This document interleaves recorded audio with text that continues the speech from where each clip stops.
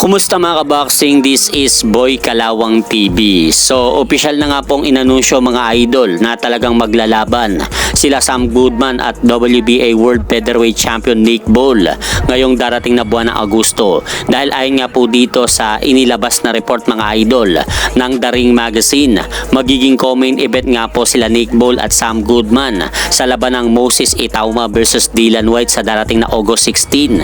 Kaya magandang abangan din po ang laban na ito sa buwan ng Agosto. At sa kabilang balita naman, ayon nga po dito sa inilabas na report ng Viva Promotion mga idol, kinuwang kasparing partner ni WBC World Welterweight Champion Mario Barrios itong kasalukuyang American boxer at undefeated na si Kaipo Gallegos na may kasalukuyang malinis na record sa professional boxing na 9 wins no losses, 1 draw with 7 knockout. At ito nga pong kinuha na kasparing partner ni Mario Barrios mga idol upang pagandaan ito ang nalalapit na laban nila ni pambansa Kamao Manny Pacquiao sa darating na buwan ng July 19 sa MGM Grand Garden Arena, Las Vegas, Nevada.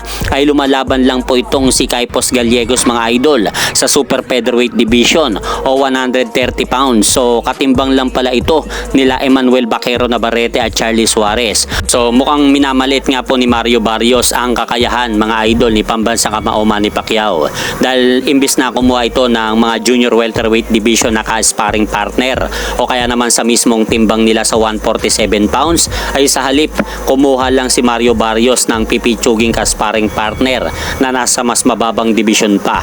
At dumako naman po tayo dito mga idol sa naganap na huling press conference nila IBF World Junior Welterweight Champion Richardson Hitchins at former Unified Lightweight Champion George Kambosos Jr. na ginanap sa New York City. At dito mga idol, makikita natin na nagpapalitan ng maiinit na salita sina Richardson Hitchin at George Kambosos Jr. sa kanilang nangyaring huling press con. At bigla na lang pong tumayo itong si George Kambosos Jr. mga idol at para bang napikon sa mga pagmumura nitong si Richardson Hitchin.